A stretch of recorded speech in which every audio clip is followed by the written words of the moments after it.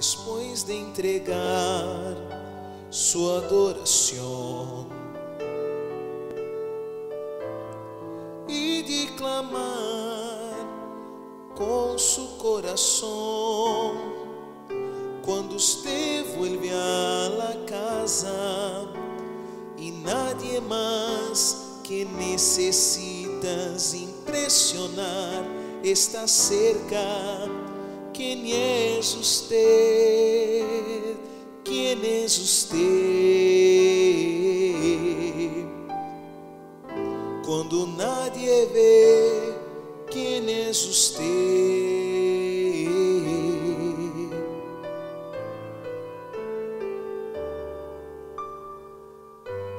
Solo usted mismo lo puede responder.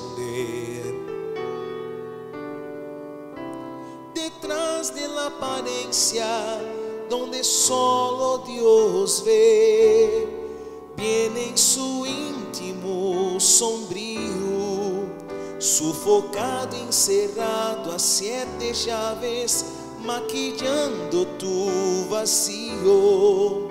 Dios y la almohada saben quién es usted. Cuando nadie ve, ¿quién es usted? ¿Quién es usted? ¿Quién es usted? Después de la adoración que Dios verá cuando te escudriñare. ¿Quién es usted? Aparte de un domingo, después de las luces, de los discursos y de la máscara, ¿quién es usted? Cuando nadie ve, ¿quién es usted?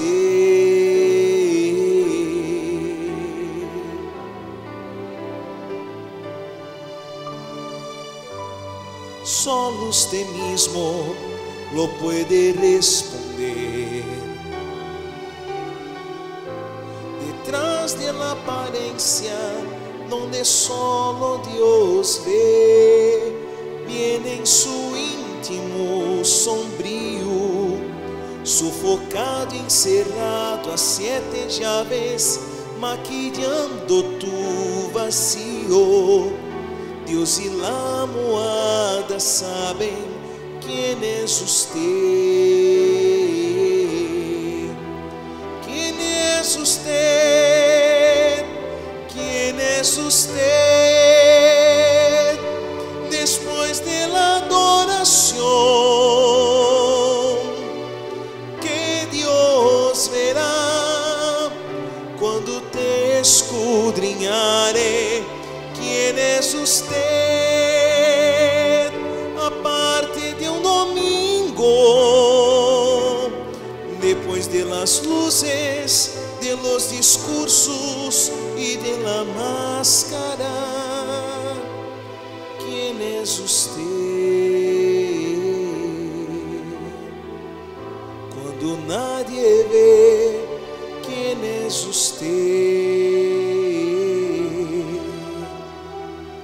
Cuando nadie ve, ¿quién es usted?